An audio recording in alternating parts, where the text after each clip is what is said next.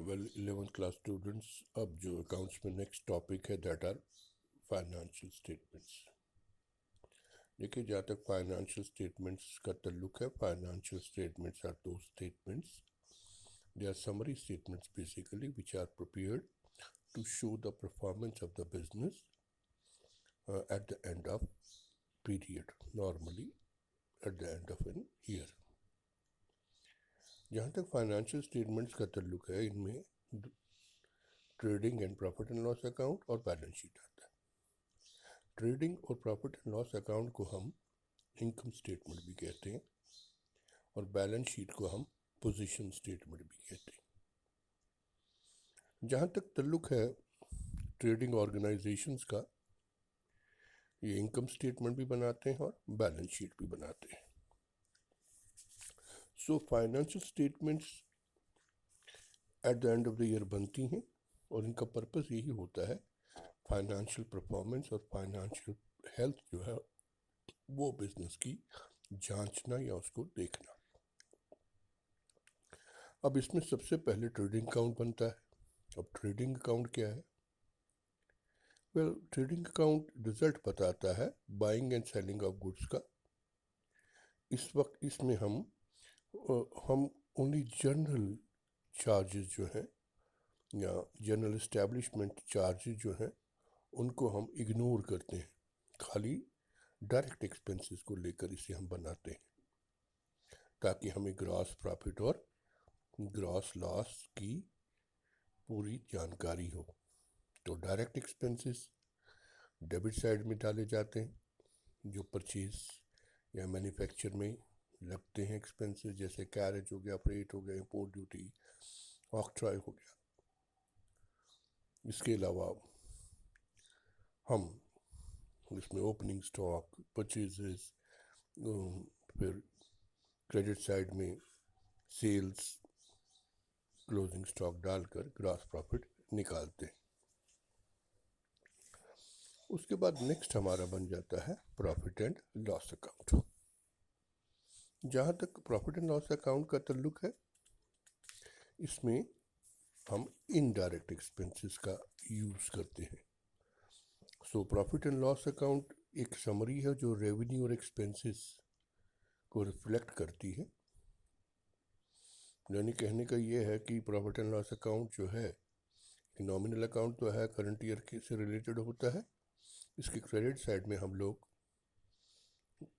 Gross profit जो trading account से निकला है उसे डाल देते हैं, ग्रॉस लॉस डेबिट साइड में डाल के डेबिट साइड में सारे इनडायरेक्ट एक्सपेंसेस और क्रेडिट साइड में सारे इनडायरेक्ट इनकम जो है वो डाल देते हैं ताकि हमें नेट प्रॉफिट की नॉलेज हो या नेट लॉस का पता चले, ताकि फ्यूचर प्लानिंग सही हो, इनकम टैक्स की कैलकुलेशन हो और बैलेंस शीट की प्रिपरेशन हो।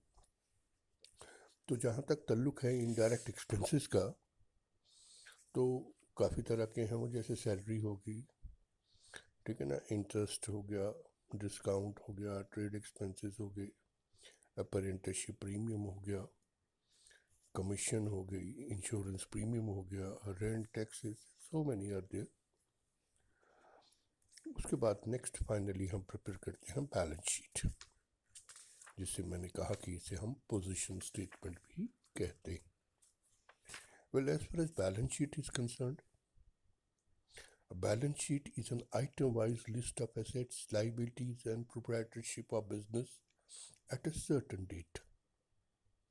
Certain date normally end of the year पे बनाया जाता है बैलेंस शीट, जिस पे हम आप बैलेंस शीट को अगर देखो तो उसमें टू एंड बाई नहीं लगाया जाता। ट्रेडिंग और प्रॉफिट एंड लॉस अकाउंट में टू एंड बाई लगाते हैं। तो बैलेंस शीट के दो साइड होते हैं, लेफ्ट एंड राइट साइड। तो उनमें हम लायबिलिटीज और एसेट्स को डालते हैं और बैलेंस शीट के दोनों साइड जो है लास्ट में टैली होनी चाहिए। अब जहाँ तक ताल्लुक है बैलेंस शीट का, एक स्टेटमेंट है, एसेट्स और लायबिलिटीज की नॉलेज देती है, स्टैटिक है और पूरी फाइनेंशियल पोजीशन की हिस्ट्री बता देती है। बट हेल्पफुल तो है इस पॉइंट ऑफ व्यू से, मगर इसमें कुछ डिफेक्ट्स भी हैं, जैसे कि इसमें पुराने एस्टिमेटेड वैल्यू होती हैं, करंट वैल्यूज़ नहीं होती हैं, फिक्टिशियस एसेट्स का यूज़ करती है, इंटेंजिबल एसेट्स इमेजनरी होते हैं, या बैलेंस शीट ओरिजिनल कॉस्ट किसी भी चीज़ की नहीं बताती।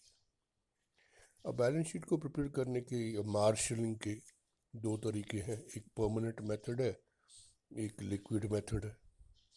परमानेंट मेथड में हम पहले नॉन करंट एसेट्स और लाइबिलिटीज़ को लेते हैं और बाद में करंट एसेट्स और लाइबिलिटीज़ को लेते हैं, और लिक्विडिटी मेथड में उल्टा करते हैं, पहले करंट लाइबिलिटी एसेट को लेते हैं और बाद में हम नॉन करंट को लेते हैं। तो इस तरीके से फाइनल अकाउंट की प्रिपरेशन जो है वो हमारे यहाँ पे होती है। इसमें एडजस्टमेंट्स भी हम बाद में करते हैं, क्योंकि क्लोजिंग स्टॉक या कुछ ऐसे आइटम्स जो साल के अंत में हमें पता चलते हैं आउटस्टैंडिंग्स हैं, तो उनका डबल इफेक्ट होता है, they are known as adjustment.